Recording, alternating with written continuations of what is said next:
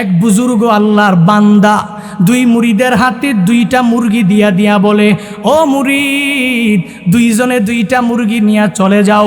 দুই মুরগি নিয়ে এমন জায়গায় জবাই করবা যেই জায়গায় পৃথিবীর কেউ তোমাকে দেখবে না। দুই মুরগি নিয়ে দুই মুরিদ যখন দুই রাস্তা দিয়া দুই দিকে চলে যায়, এক পর্যায়ে দুই মুরিদের মধ্যকার ওই দুই মুরগি নিয়ে একটু পরে একজনে মুরগি জবাই করে নিয়ে এসেছে, আর একজনে মুরগি জবাই না করেই চলে এসেছে। এবার ওই বুজুর্গ দুই মুরিদের কাছে জানতে চায়, একজনে যে মুরগি জবাই করে নিয়ে আসলো তার কাছে জানতে চায়, ব্যাপারটা বুঝলাম না, আমি তো এমন শর্ত দিলাম যেই শর্ত তো কেউ মানতে পারবে না, আমায় বলো তুমি কেমনে এই মুরগিটা জবাই করে নিয়ে আসলা, কেমনে তুমি পূর্ণাঙ্গভাবে আমার এই শর্ত পালন করতে পারলা।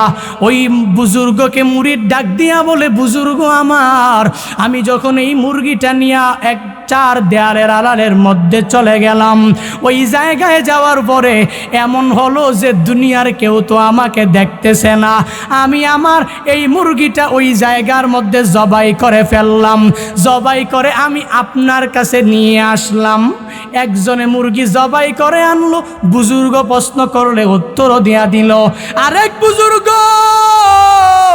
ওই মুরিদের কাছে যে মুরগি দিল, মুরগিটা নিয়ে যে সে ওই জায়গায় গিয়েছে জবাই করার জন্য। এবার বুজুর্গ মুরিদের কাছে জানতে চায়, কারণটা কি বুঝলাম না, তুমি কেন মুরগি জবাই না করেই চলে আসলা? বলে, মুরগি জবাই না করে চলে আসার কারণটা কি জানেননি? ও বুজুর্গ আমার, আপনি আমারে শর্ত দিয়েছেন এমন জায়গায় জবাই করার জন্য যেই জায়গায় দুনিয়ার কোনো মানুষ আমাকে দেখবে না, এমন জায়গায় জবাই করার জন্য যেই জায়গায় পৃথিবীর কোনো ব্যক্তি আমার দিকে তাকাবেও না, দেখবেও না। আমি আমার হাতের মধ্যেই মুরগিটা নিয়ে যখন চার দেয়ালের আড়ালে চলে গেলাম, ওইখানে যাওয়ার পরে আমি তাকায়া দেখি দুনিয়ার কেউ তো আমাকে দেখে না, কিন্তু আসমানওয়ালা রব তো আমাকে দেখতেছে। আমি আমার এই মুরগি নিয়ে বিশাল এক জঙ্গলের মধ্যে আমি চলে গেলাম। ওই জায়গায় যাওয়ার পরেও আমি তাকায়া দেখি দুনিয়ার কোনো মানুষ আমাকে দেখে না, কিন্তু আমার আসমানওয়ালা রব তো আমার দিকে তাকায়া আছে। আমি চিন্তা ভাবনা করলাম, আমি আমার এই মুরগি নিয়ে বুজুর্গের শর্ত পালন করে জবাই করা আমার পক্ষে পসিবল না। আমি যেখানেই যাই ওখানেই দুনিয়ার কেউ আমাকে দেখে না, আমি যেখানেই যাই দুনিয়ার কোনো মানুষ তো আমার আশেপাশেও ভিড়ে না, কিন্তু আসমানওয়ালা রব আমার দিকে পূর্ণাঙ্গভাবেই তাকায়া আছে। এজন্য ও বুজুর্গ, আমি আপনার কাছে মুরগিটা জবাই করি নাই, জবাই না করেই মুরগিটা নিয়ে চলে আসলাম। আল্লাহর বান্দা বুজুর্গ মুরিদ দুইটাকে ডাক দিয়া বলে, মূলত আমি তো মুরগি জবাই করাই আমার উদ্দেশ্য না, বরং উদ্দেশ্য কি তোমরা জানো? আমার উদ্দেশ্য হলো কার তাকওয়ার মাকামটা বেশি, কে বেশি পরহেজগার, কার অন্তরের মধ্যে এইটা বেশি আছে যে আমি যা করি সব আমার মাওলা দেখতেছে। আমি কয়েকদিন পর মারা যাব, আমার মারা যাওয়ার পরে আমার খেলাফতের দায়িত্বে কে অধিষ্ঠিত হবে, এইটা পরীক্ষা করার জন্য আমি তোমাদের দুইজনের হাতে দুইটা মুরগি দিয়েছিলাম। যেই মুরিদ মুরগিটাকে জবাই করে নিয়ে এসেছো, তাকওয়ার সর্বোচ্চ মাকামে তুমি পৌঁছতে পারো নাই, তোমাকে আমি আমার খেলাফত দিতে পারি না। ও মুরিদ, তুমি আমার ওই মুরগিটা শর্ত পালন করে তুমি জবাই করো নাই, নিয়ে এসেছো, যাও, আমি তোমাকে আমার মৃত্যুর পরের খেলাফত দিয়া দিলাম। কি বুঝাইতে চাইলাম? বান্দা কিসসা কাহিনী বলে বুঝাইতে চাইলাম না, বরং বান্দা এই চিন্তাটা অন্তরের মধ্যে সবারই ঢুকানো লাগবে। আমি যেখানেই যাই, আমি যা কিছুই করি, পৃথিবীর কেউ দেখে না, একজন তো দেখে, চিল্লায়া তার না। আমি যেখানেই যাই, আমি যা কিছু করি সব আমার মাওলা তো দেখতে পায়। আল্লাহ বলেন আল্লাহকে ভয় করো, তাহলেই তো এমনিতেই গুনাহ মুক্ত জিন্দেগি হয়ে যাবে। আল্লাহ বলেন আল্লাহকে ভয় করো, গুনাহ মুক্ত জিন্দেগি গঠন হয়ে যাবে। শুধু তাই না, আল্লাহকে ভয় করলে আল্লাহ কি প্রতিদান দিয়া দিবে, যথাযথভাবে ভয় করলে আল্লাহ কি প্রতিদান দিয়া দিবে, যথাযথ ভয় করলে আল্লাহ প্রতিদান দিবে। সূরাতুত তালাকের 2 নম্বর 3 নম্বর আয়াতে আল্লাহ জানায়া দেয়। 1 নম্বর 2 নম্বর আয়াতে আল্লাহ বলেন ওয়া মাইয়াত্তাকিল্লাহ ইয়াজআল লাহু মাখরাজা। আল্লাহ বলেন যেই বান্দা তাকওয়াবান হয়ে যাবে, যেই বান্দা আমি মাওলার ভয় অন্তরের মধ্যে নিয়ে চলাফেরা করবে, ওই বান্দা যদি গুনাহ থেকে বাঁচতে চায়, তাহলে আমি আল্লাহ বান্দাকে গুনাহ থেকে বাঁচার পথ বের করে দিব। এই বান্দা গুনাহের জন্য আশেপাশের বন্ধু বান্ধবেরা ডাকে, বন্ধু বান্ধবেরা নামাজ থেকে দূরে সরাতে চায়, আশেপাশের অনেক ক্লোজ রিলেটিভসরা নামাজ রোজা নেক আমল থেকে দূরে রাখতে চায়, কিন্তু এই আল্লাহর গোলাম চিন্তা করে মালিকের দরবারে একদিন তো হিসাব দেওয়া লাগবে। মালিকের ভয় নিয়ে চলাফেরা করে, মালিকের তাকওয়া নিয়ে চলাফেরা করে, মালিকের আযাবের ভয় অন্তরের মধ্যে ঢুকাইয়া চলাফেরা করে। এই আল্লাহর বান্দা যখন তাকওয়া নিয়ে চলাফেরা করে, আল্লাহ বলেন রে গোলাম, তাকওয়া নিয়া যখন তুই পূর্ণাঙ্গভাবে চলবি, তো আমি আল্লাহ তোকে পরিপূর্ণ প্রতিদান কি দিব জানো?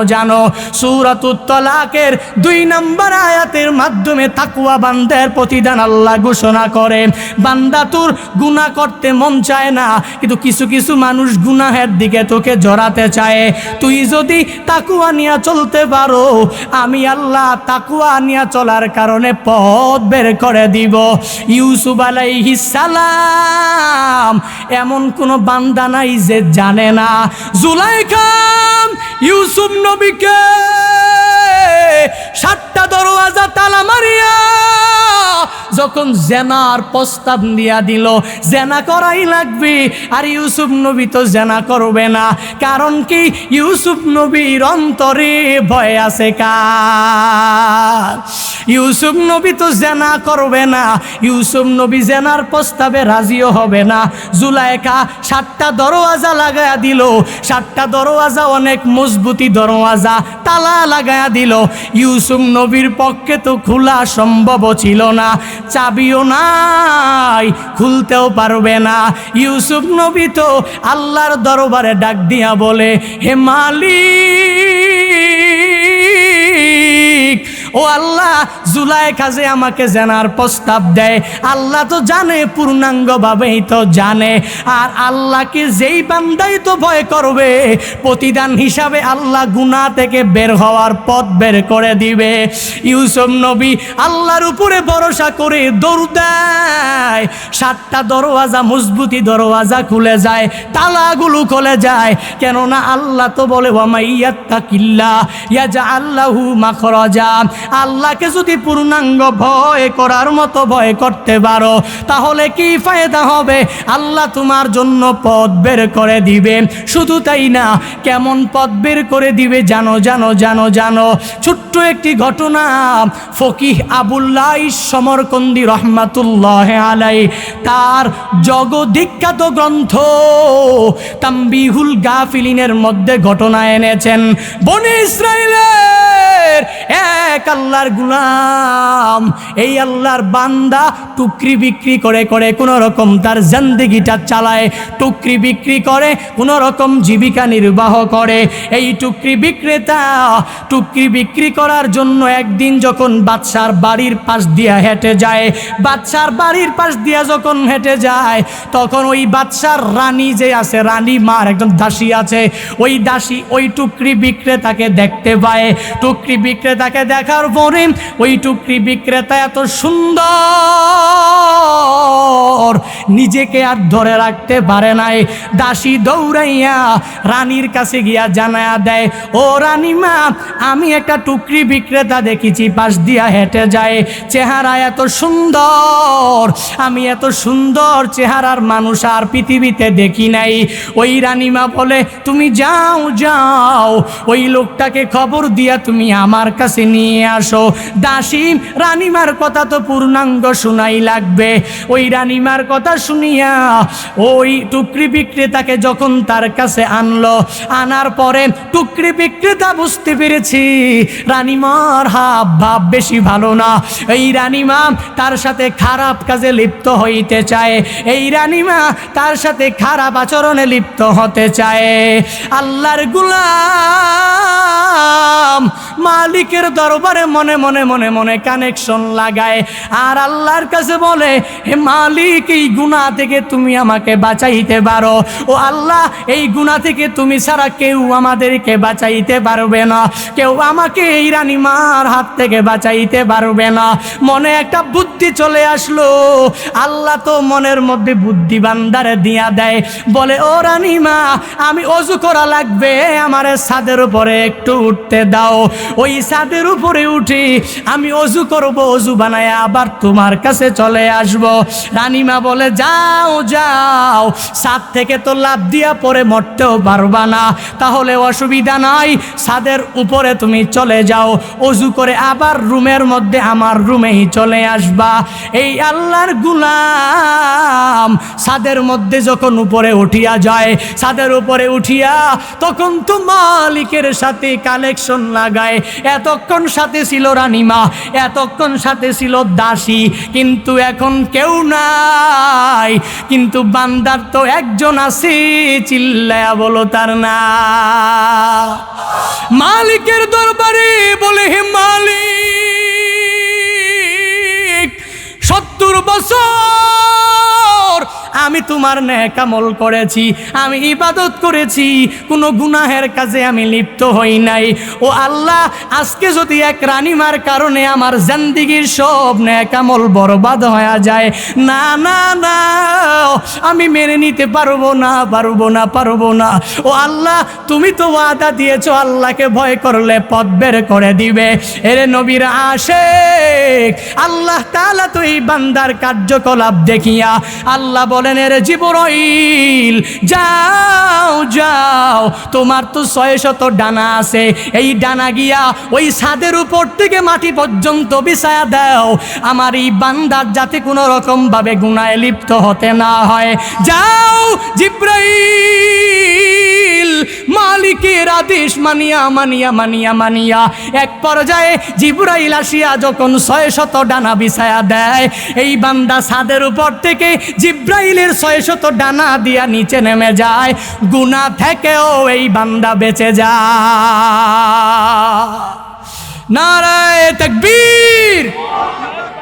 আল্লাহ তাআলা বলেন, ইয়া আইয়ুহাল্লাযীনা আমানুত্তাকুল্লাহ।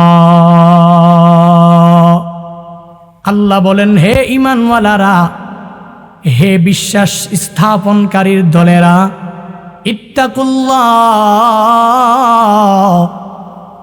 আল্লাহর ভয় পূর্ণাঙ্গভাবে অন্তরের মধ্যে ঢুকাও। আল্লাহকে ভয় করো, আল্লাহকে ভয় করো। তাহলে কি পরিমাণ ভয় তোমার ঢুকানো লাগবে? বলে, হাক্কা তুকাতিহি, যথাযথ ভয় পূর্ণাঙ্গভাবে অন্তরের মধ্যে ঢুকাও। এমন ভয় ঢুকায়ও না যেই ভয় করার পরে ফজর পড়লে জোহর পড়ো না, জোহর পড়লে আসর পড়ো না, আসর পড়লে মাগরিব পড়ো না, মাগরিব পড়লে এশা পড়ো না, এই পরিমাণ ভয় ঢুকায়ও না। এমন ভয় অন্তরে ঢুকাও যে তুমি ফজরও পড়বা, জোহরও পড়বা, আসরও পড়বা, মাগরিবও পড়বা, এশাও পড়বা। শুধু তাই না, বলে সব গুনাহ থেকে নিজেকে পূর্ণাঙ্গ বাঁচায়া বাঁচায়া রাখবা। এই পরিমাণ ভয় বান্দা তোমার অন্তরের মধ্যে ঢুকাও। আল্লাহ বলেন, ঈমানওয়ালারা, আল্লাহকে ভয় করো, তবে যথাযথ ভয় আল্লাহ তাআলাকে করো। আর আল্লাহর ভয় অন্তরের মধ্যে নিয়া নিয়া যখন তুমি যথাযথ যত ভয় অন্তরের মধ্যে প্রবেশ করাইবা, তখন তো বান্দা তোমার দ্বারা গুনাহের জিন্দেগি পরিপূর্ণ গঠন করা সহজ হবে না। তোমার জন্য ফজরের নামাজ বাদ দেওয়া সহজ হবে না, তোমার মতো তোমার কাছে জোহরের নামাজ বাদ দেওয়া সহজ হবে না, রমজানের রোজা ভাঙ্গাটা তোমার কাছে সহজ হবে না। কারণটা কি জানো না?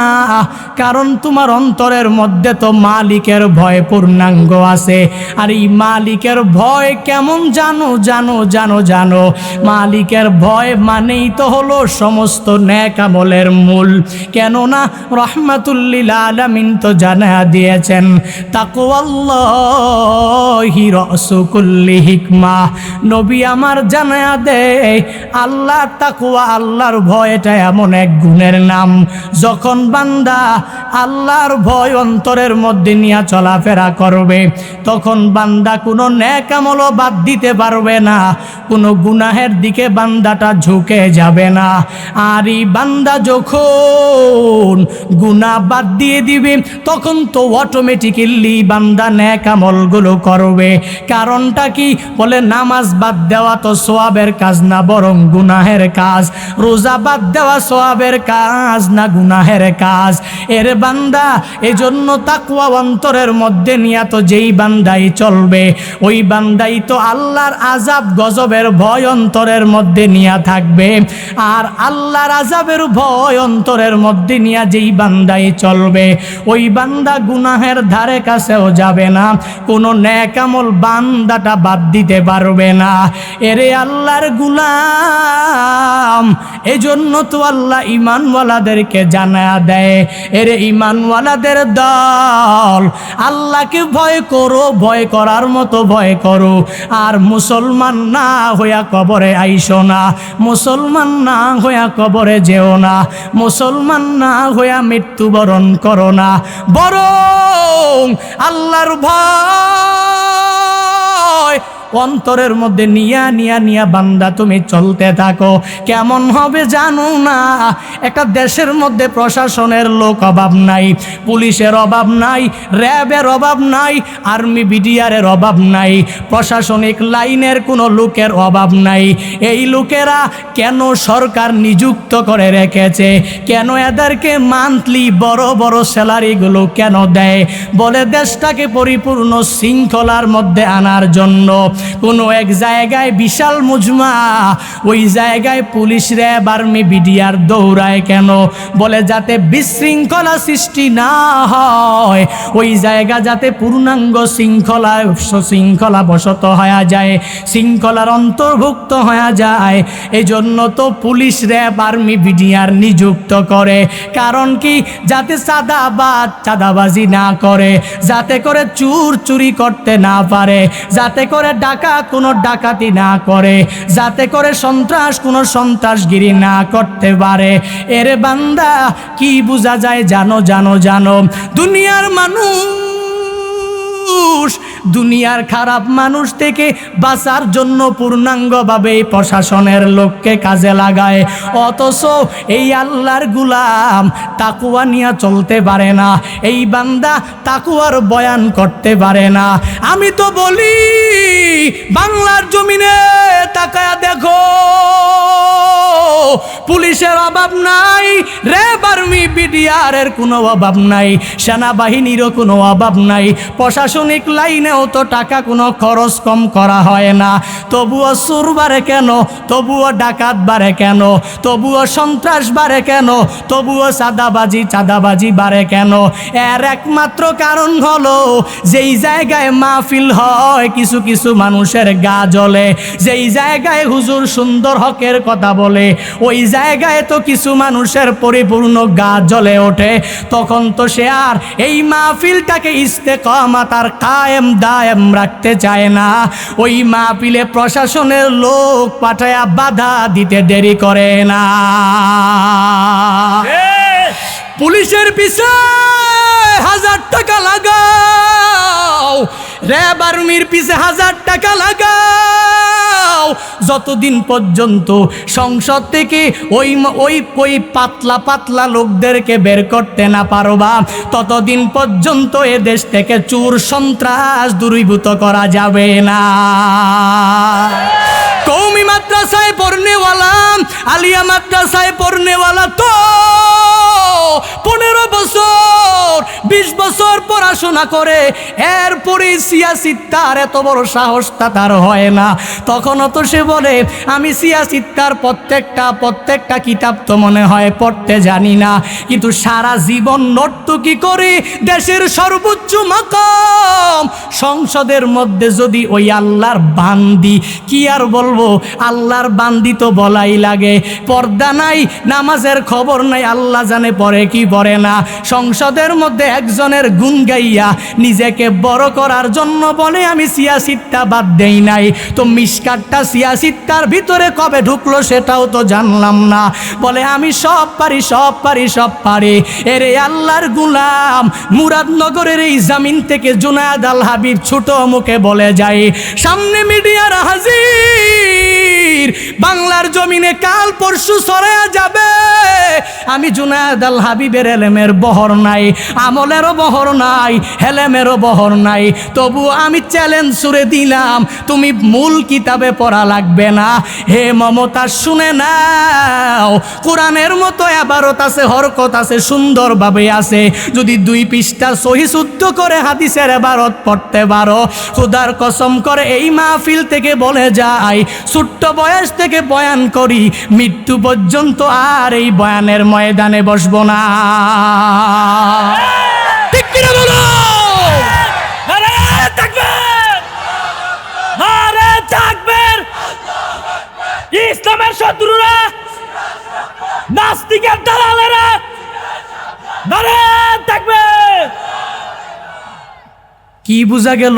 বান্দা তাকওয়াবান হয়ে যাও, তাকওয়াবান হয়ে যাও, তাহলেই তো আর পুলিশের এত কাজ লাগবে না, র্যাবের এত কাজ লাগবে না, তোমার সেনাবাহিনীর কাজ লাগবে না, আর্মি বিডিআরের কোনো কাজ লাগবে না, অটোমেটিক্যালি চুরি চলে যাবে, অটোমেটিক্যালি ডাকাতি চলে যাবে, অটোমেটিক্যালি সন্ত্রাস চলে যাবে, অটোমেটিক্যালি চাঁদাবাজিরা দূরীভূত হয়ে যাবে। এরে বান্দা, যদি মানুষের অন্তরের মধ্যে তাকওয়াটা ঢুকা দিতে পারো, যদি এই কথা অন্তরের মধ্যে ফিট করে দিতে পারো, তুমি চুরি যদি করো দুনিয়ার কেউ তোমাকে দেখে না, তো আল্লাহ দেখে কি দেখে না? তুমি যে ডাকাতি করো দুনিয়ার মানুষ তোমাকে দেখে না, তো আল্লাহ দেখে কি দেখে না? তুমি যে চাঁদাবাজি করো দুনিয়ার মানুষ ভয়ে তোমায় কিছু বলে না, তবে আল্লাহ তো আছে, একদিন বিচারের কাঠগড়ায় তোমার দাঁড়ানো লাগবে। যাই করো আর না করো, যদি অন্তরের মধ্যে, জাতির অন্তরের মধ্যে এটাই ফিট করে দিতে পারো যে আল্লাহ এক, আমার মাওলা তুমি যেখানে যাও যা কাজ করো সব সুন্দরভাবেই দেখতে পায়, তাহলে আর এত প্রশাসনের লোক লাগায়া পাহারা দেওয়ার প্রয়োজন নাই। এমনিতেই অটোমেটিক এই বান্দা চুরি ডাকাতি সন্ত্রাসী দূরীভূত করে দিবে। এরে নবীর উম্মতের দল, তাকওয়ার সর্বোচ্চ মাকামে নিজেকে পৌঁছায়া দাও। এরে বান্দা, শুধু তাই না, বলে যদি বলে প্রশাসনের লোকেরা তো অনেক হেল্প করে টাকা পয়সা দিয়া, আমি যদি পজিটিভলি না নিয়ে একটু যদি নেগেটিভলি নেই, তুমি যদি মনে করো এই প্রশাসনের মাধ্যমেই চুরি বন্ধ হবে, ডাকাতি বন্ধ হয়ে যাবে, এই প্রশাসনের মাধ্যমেই সন্ত্রাসী চাঁদাবাজি বন্ধ হয়ে যাবে, তাহলে শুনে নাও, তোমার আশেপাশের লোকগুলো এমন এমন এমন যাদেরকে রাখছো তুমি টাকা দিয়া, যদি তারা কোনো আইনটাকে পরিপূর্ণ বাস্তবায়ন করতে যায়, এলাকায় কিছু পাতি নেতা আছে 1000-2000 টাকা ধরায়া দেয় আর বলে আমার বিরুদ্ধে বলবা না, তখন পুলিশও বলে না, র্যাবও কিছু বলে না, এভাবে অনেক প্রশাসনের লোকেরা আর কিছুই বলে না। এভাবে যদি চলতে থাকে, শুনে না আইন একটার পর একটা ভঙ্গ হয়ে যাবে। কিন্তু শুনে রাখো, শুনে রাখো, শুনে রাখো, আইন ভঙ্গ করে এই দেশকে, এই জাতি ধ্বংস করে দিতে পারে যতক্ষণ পর্যন্ত আল্লামা মামুনুল হককে তুমি না ছাড়বা, যতক্ষণ পর্যন্ত মজলুম উলামায়ে কেরামকে না ছাড়বা, ততদিন পর্যন্ত এদেশে শান্তি আসবে না। আর যদি মনে করো ওই শ্রীলঙ্কার মতো পরিস্থিতি দেখতে চাও, তাহলে কাজ চালায়া যাও, কাজ চালায়া যাও, কাজ চালায়া যাও। আল্লাহর ধরা বড় ধরা, ওই ধরা থেকে দুনিয়ার সেনাবাহিনীও বডিগার্ড বাঁচাইতে পারে না।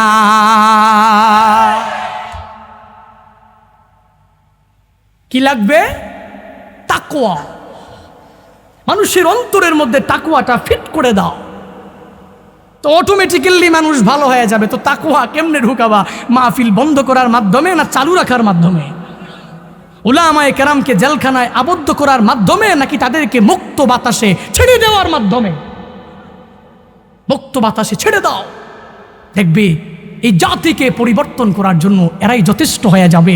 এই লোকেরা সামনে পড়ে আছে 5,000 10,000 টাকা, কিন্তু ওই যে ইলমুদ্দিনের মজলিসে গিয়ে বসেছে, মুজমায় বসে বসে বসে আমলকে এমন পাক্কা করেছে, 10,000 টাকা পড়ে আছে, ভয়ে ধরে না, কারণ দুনিয়ার কেউ দেখে না, দেখে কে? আরো জোরে বলেন, আল্লাহ দেখে। এই জন্য অন্তরে ফিট করতে হবে কার ভয়? তাকওয়াল্লাহ রাসু কুল্লি হিকমা।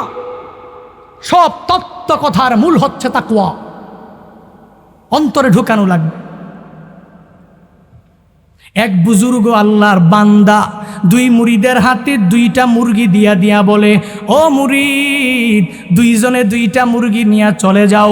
2 মুরগি নিয়ে এমন জায়গায় জবাই করবা যেই জায়গায় দুনিয়ার কেউ তোমাদেরকে দেখবে না, এমন জায়গায় গিয়া জবাই করবা যেই জায়গায় পৃথিবীর কেউ তোমাকে দেখবে না। 2 মুরগি নিয়ে 2 মুরিদ যখন 2 রাস্তা দিয়া 2 দিকে চলে যায়, এক পর্যায়ে 2 মুরিদের মধ্যকার আর ওই 2 মুরগি নিয়ে একটু পরে একজনে মুরগি জবাই করে নিয়ে এসেছে, আর একজনে মুরগি জবাই না করেই চলে এসেছে। এবার ওই বুজুর্গ 2 মুরিদের কাছে জানতে চায়, একজনে যে মুরগি জবাই করে নিয়ে আসলো তার কাছে জানতে চায়, ব্যাপারটা বুঝলাম না, আমি তো এমন শর্ত দিলাম যেই শর্ত তো কেউ মানতে পারবে না, আমায় বলো তুমি কেমনে এই মুরগিটা জবাই করে নিয়ে আসলা, কেমনে তুমি পূর্ণাঙ্গভাবে আমার এই শর্ত পালন করতে পারলা? ওই বুজুর্গকে মুরিদ ডাক দিয়া বলে, বুজুর্গ আমার, আমি যখন এই মুরগিটা নিয়ে 4 দেয়ালের আড়ালের মধ্যে চলে গেলাম, ওই জায়গায় যাওয়ার পরে এমন হলো যে দুনিয়ার কেউ তো আমাকে দেখতেছে না, আমি আমার এই মুরগিটা ওই জায়গার মধ্যে জবাই করে ফেললাম, জবাই করে আমি আপনার কাছে নিয়ে আসলাম। একজনে মুরগি জবাই করে আনলো, বুজুর্গ প্রশ্ন করলে উত্তরও দিয়া দিল। আরেক বুজুর্গ ওই মুরিদের কাছে যে মুরগি দিল, মুরগিটা নিয়ে যে সে ওই জায়গায় গিয়েছে জবাই করার জন্য, একজনে জবাই করে আনলো, আর একজনে মুরগিটা জবাই না করেই চলে আসলো। এবার বুজুর্গ মুরিদের কাছে জানতে চায়, কারণটা কি বুঝলাম না, তুমি কেন মুরগি জবাই না করেই চলে আসলা? বলে, মুরগি জবাই না করে চলে আসার কারণটা কি জানেননি? ও বুজুর্গ আমার, আপনি আমারে শর্ত দিয়েছেন এমন জায়গায় জবাই করার জন্য যেই জায়গায় দুনিয়ার কোনো মানুষ আমাকে দেখবে না, এমন জায়গায় জবাই করার জন্য যেই জায়গায় পৃথিবীর কোনো ব্যক্তি আমার দিকে তাকাবেও না, দেখবেও না। আমি আমার হাতের মধ্যেই মুরগিটা নিয়ে যখন 4 দেয়ালের আড়ালে চলে গেলাম, ওইখানে যাওয়ার পরে আমি তাকায়া দেখি দুনিয়ার কেউ তো আমাকে দেখে না, কিন্তু আসমানওয়ালা রব তো আমাকে দেখতেছে। আমি আমার এই মুরগি নিয়া বিশাল এক জঙ্গলের মধ্যে আমি চলে গেলাম, ওই জায়গায় যাওয়ার পরেও আমি তাকায়া দেখি দুনিয়ার কোনো মানুষ আমাকে দেখে না, কিন্তু আমার আসমানওয়ালা রব তো আমার দিকে তাকায়া আছে। আমি চিন্তা ভাবনা করলাম, আমি আমার এই মুরগি নিয়া বুজুর্গের শর্ত পালন করে জবাই করা আমার পক্ষে পসিবল না। আমি যেখানেই যাই ওখানেই দুনিয়ার কেউ আমাকে দেখে না। আমি যেখানেই যাই দুনিয়ার কোনো মানুষ তো আমার আশেপাশেও ভিড়ে না, কিন্তু আসমানওয়ালা রব আমার দিকে পূর্ণাঙ্গভাবেই তাকায়া আছে। এজন্য ও বুজুর্গ, আমি আপনার কাছে মুরগিটা জবাই করি নাই, জবাই না করেই মুরগিটা নিয়ে চলে আসলাম। আল্লাহর বান্দা বুজুর্গ মুরিদ দুইটাকে ডাক দিয়া বলে, মূলত আমি তো মুরগি জবাই করাই আমার উদ্দেশ্য না, বরং উদ্দেশ্য কি তোমরা জানো? আমার উদ্দেশ্য হলো কার তাকওয়ার মাকামটা বেশি, কে বেশি পরহেজগার, কার অন্তরের মধ্যে এইটা বেশি আছে যে আমি যা করি সব আমার মাওলা দেখতেছে। আমি কয়েকদিন পর মারা যাব, আমার মারা যাওয়ার পরে আমার খেলাফতের দায়িত্বে কে অধিষ্ঠিত হবে এইটা পরীক্ষা করার জন্য আমি তোমাদের দুইজনের হাতে দুইটা মুরগি দিয়েছিলাম। যেই মুরগিটাকে জবাই করে নিয়ে এসেছো, তাকওয়ার সর্বোচ্চ মাকামে তুমি পৌঁছতে পারো নাই, তোমাকে আমি আমার খেলাফত দিতে পারি না। ও মুরিদ, তুমি আমার ওই মুরগিটা শর্ত পালন করে তুমি জবাই করো নাই, নিয়ে এসেছো, যাও আমি তোমাকে আমার মৃত্যুর পরের খেলাফত দিয়া দিলাম। কি বুঝাইতে চাইলাম? বান্দা কিসসা কাহিনী বলে বুঝাইতে চাইলাম না, বরং বান্দা এই চিন্তাটা অন্তরের মধ্যে সবারই ঢুকানো লাগবে। আমি যেখানেই যাই, আমি যা কিছুই করি, পৃথিবীর কেউ দেখে না, একজন তো দেখে, চিল্লায়া তার না। আমি যেখানেই যাই, আমি যা কিছু করি সব আমার মাওলা তো দেখতে পায়। আল্লাহ বলেন, আল্লাহকে ভয় করো, তাহলেই তো এমনিতেই গুনাহ মুক্ত জিন্দেগি হয়ে যাবে। আল্লাহ বলেন, আল্লাহকে ভয় করো, গুনাহ মুক্ত জিন্দেগি গঠন হয়ে যাবে।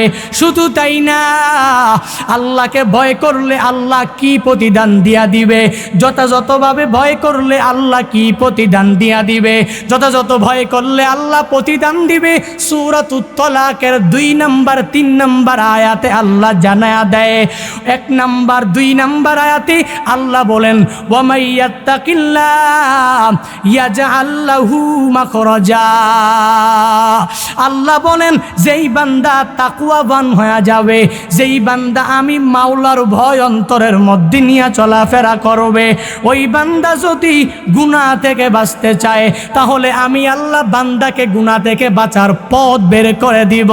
এই বান্দা গুনাহের জন্য আশেপাশের বন্ধু বান্ধবেরা ডাকে, বন্ধু বান্ধবেরা নামাজ থেকে দূরে সরাতে চায়, আশেপাশের অনেক ক্লোজ রিলেটিভসরা নামাজ রোজা নেক আমল থেকে দূরে রাখতে চায়, কিন্তু এই আল্লাহর গোলাম চিন্তা করে মালিকের দরবারে একদিন তো হিসাব দেওয়া লাগবে। মালিকের ভয় নিয়ে চলাফেরা করে, মালিকের তাকওয়া নিয়ে চলাফেরা করে, মালিকের আযাবের ভয় অন্তরের মধ্যে ঢুকাইয়া চলাফেরা করে।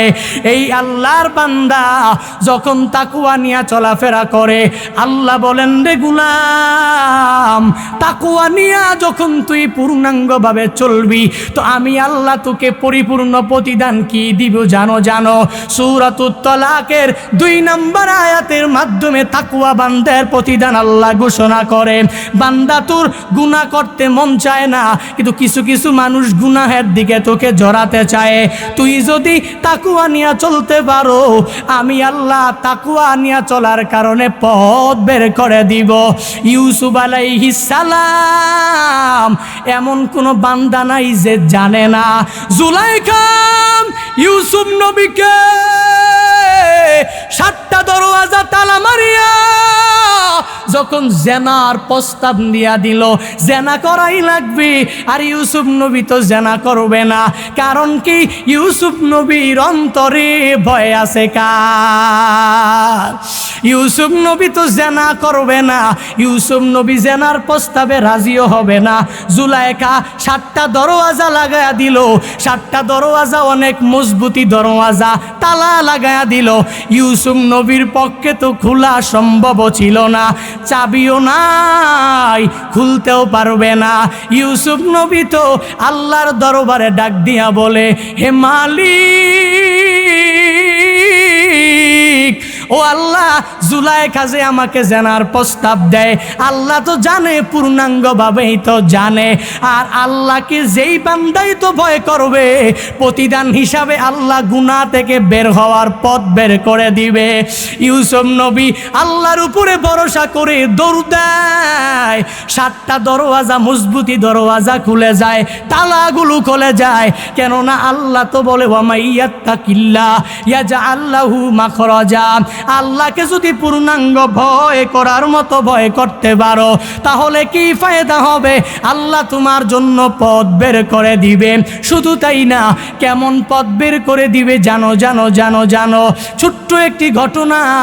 ফকিহ আবুল্লাহ সমরকন্দি রহমাতুল্লাহ আলাই তার জগদ্বিখ্যাত গ্রন্থ তাম্বিহুল গাফিলিনের মধ্যে ঘটনা এনেছেন। বনি ইসরাইলের এক আল্লাহর গোলাম, এই আল্লাহর বান্দা টুকরি বিক্রি করে করে কোনো রকম তার জিন্দেগিটা চালায়। টুকরি বিক্রি করে কোনো রকম জীবিকা নির্বাহ করে। এই টুকরি বিক্রেতা টুকরি বিক্রি করার জন্য একদিন যখন বাদশার বাড়ির পাশ দিয়া হেঁটে যায়, বাদশার বাড়ির পাশ দিয়া যখন হেঁটে যায়, তখন ওই বাদশার রানী যে আছে, রানী মার একজন দাসী আছে, ওই দাসী ওই টুকরি বিক্রেতাকে দেখতে পায়। টুকরি বিক্রেতাকে দেখার পরে ওই টুকরি বিক্রেতা এত সুন্দর, নিজেকে আর ধরে রাখতে পারে নাই। দাসী দৌড়াইয়া রানীর কাছে গিয়া জানায়া দেয়, ও রানীমা, আমি একটা টুকরি বিক্রেতা দেখেছি, পাশ দিয়া হেঁটে যায়, চেহারা এত সুন্দর, আমি এত সুন্দর চেহারার মানুষ আর পৃথিবীতে দেখি নাই। ওই রানীমা বলে, তুমি যাও যাও, ওই লোকটাকে খবর দিয়া তুমি আমার কাছে নিয়ে আসো। দাসী রানীমার কথা তো পূর্ণাঙ্গ শোনাই লাগবে। ওই রানীমার কথা শুনিয়া ওই টুকরি বিক্রেতাকে যখন তার কাছে আনলো, আনার পরে টুকরি বিক্রেতা বুঝতে পেরেছি রানীমার হাব ভাব বেশি ভালো না। এই রানীমা তার সাথে খারাপ কাজে লিপ্ত হইতে চায়, এই রানীমা তার সাথে খারাপ আচরণে লিপ্ত হতে চায়। আল্লাহর গোলাম মালিকের দরবারে মনে মনে মনে মনে কানেকশন লাগায় আর আল্লাহর কাছে বলে, হে মালিক, এই গুনাহ থেকে তুমি আমাকে বাঁচাইতে পারো। ও আল্লাহ, এই গুনাহ থেকে তুমি ছাড়া কেউ আমাদেরকে বাঁচাইতে পারবে না, কেউ আমাকে এই রানীমার হাত থেকে বাঁচাইতে পারবে না। মনে একটা বুদ্ধি চলে আসলো। আল্লাহ তো মনের মধ্যে বুদ্ধি বান্দারে দিয়া দেয়, বলে, ও রানীমা, আমি অজু করা লাগবে, আমারে ছাদের উপরে একটু উঠতে দাও। ওই ছাদের উপরে উঠি আমি অজু করব, অজু বানায় আবার তোমার কাছে চলে আসব। রানীমা বলে, যাও যাও, ছাদ থেকে তো লাফ দিয়া পরে মরতেও পারবা না, তাহলে অসুবিধা নাই, ছাদের উপরে তুমি চলে যাও, অজু করে আবার রুমের মধ্যে আমার রুমেই চলে আসবা। এই আল্লাহর গোলাম ছাদের মধ্যে যখন উপরে উঠিয়া যায়, ছাদের উপরে উঠিয়া তখন তো মালিকের সাথে কানেকশন লাগায়। এতক্ষণ সাথে ছিল রানীমা, এতক্ষণ সাথে ছিল দাসী, কিন্তু এখন কেউ নাই। কিন্তু বান্দার তো একজন আছে, চিল্লায়া বলো তার না। মালিকের দরবারে বলে, হে মালিক, 70 বছর আমি তোমার নেক আমল করেছি, আমি ইবাদত করেছি, কোনো গুনাহের কাজে আমি লিপ্ত হই নাই। ও আল্লাহ, আজকে যদি এক রানীমার কারণে আমার জিন্দেগির সব নেক আমল বরবাদ হয়ে যায়, না না না, আমি মেনে নিতে পারবো না পারবো না পারবো না। ও আল্লাহ, তুমি তো ওয়াদা দিয়েছো আল্লাহকে ভয় করলে পথ বের করে দিবে। এরে নবীর আশিক, আল্লাহ তাআলা তো এই বান্দার কার্যকলাপ দেখিয়া আল্লাহ বলেন, এরে জিবরাইল, যাও যাও, তোমার তো 600 ডানা আছে, এই ডানা গিয়া ওই ছাদের উপর থেকে মাটি পর্যন্ত বিছায়া দাও, আমার এই বান্দার যাতে কোনো রকম ভাবে গুনাহে লিপ্ত হতে না হয়। যাও জিবরাইল, মালিকের আদেশ মানিয়া মানিয়া মানিয়া মানিয়া এক পর্যায়ে জিবরাইল আসিয়া যখন 600 ডানা বিছায়া দেয়, এই বান্দা ছাদের উপর থেকে জিবরাইলের 600 ডানা দিয়া নিচে নেমে যায়, গুনাহ থেকেও এই বান্দা বেঁচে যায়। নারায়ে তাকবীর। ইয়া আইয়ুহাল্লাযীনা আমানু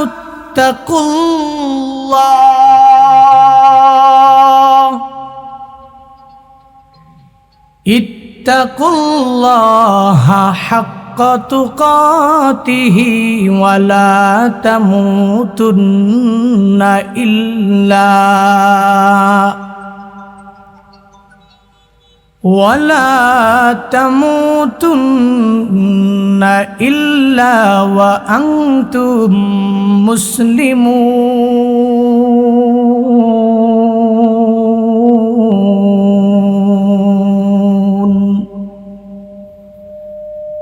وقال النبي صلى الله عليه وآله وسلم تقوى الله رأس كل حكمة أو كما قال النبي عليه الصلاة والسلام.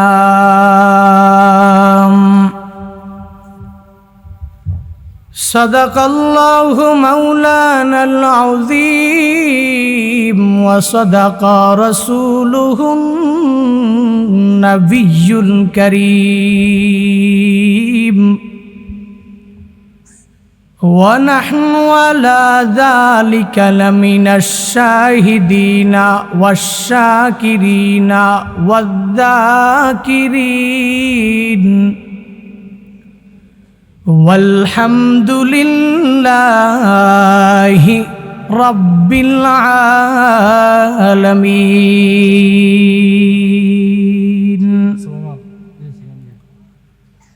سبحانك لا علم لنا إلا ما علمتنا إنك أنت العليم الحكيم. رب اشرح لي صدري ويسر لي أمري واحلل عقدة من لساني يفقه قولي. رب زدني علما رب زدني علما رب زدني علما رب يسر ولا تعسر وتمم علينا بالخير. बातिल से दबने वाले आए आसमान ही हम, बातिल से दबने वाले आए आसमान ही हम, सो बर कर चुका है तो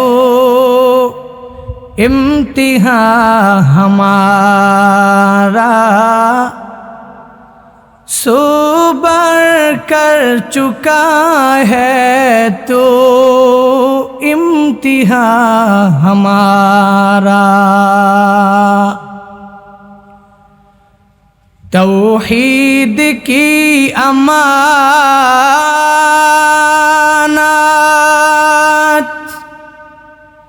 सीनों में है हमारे, आसान ही मिटाना नामो निशा हमारा, आसान ही मिटाना नामो निशा हमारा। আল্লাহ পাক রব্বুল আলামিনের দরবারে অসংখ্য অগণিত শুকর ও সুজুদ যে মহান রব্বুল আলামিন আমাদেরকে এই ফিতনা ফাসাদের জামানায় বিভিন্ন ফিতনা ফাসাদ থেকে ফারেক করে দুনিয়ার ঝামেলার দিকে মুহতাজ না করে রাহমাতুল লিল আলামিনের হাদিসের ভাষ্যমতে একটি বেহেশতের বাগানে বিভিন্ন ঘরের সন্তানগুলোকে আল্লাহ তাআলা যাচাই করে বাছাই করে। শুধু তাই না, আজকেও মোটামুটি 20 থেকে 25টা কল পেয়েছি যারা ফোন করে দোয়া চেয়েছেন, হুজুর পরিবারের সবার জ্বর, ঠান্ডা, কাশি, এমনকি অনেক ক্লোজ রিলেটিভস যারা আছেন অনেকেই, পাশের অনেক আত্মীয় স্বজনরাই অসুস্থ। মহান মালিকের দরবারে শুকরিয়া করে শেষ করতে পারবো না আমরা যে দয়াময় রব বৈশ্বিক এই আবহাওয়ার কারণে যারা অসুস্থ হচ্ছেন তাদের অন্তর্ভুক্ত আমাদেরকে না করে সিহতে আফিয়তের সাথে একটি বেহেশতের বাগানে আসার মতো তৌফিক করে দিয়েছেন।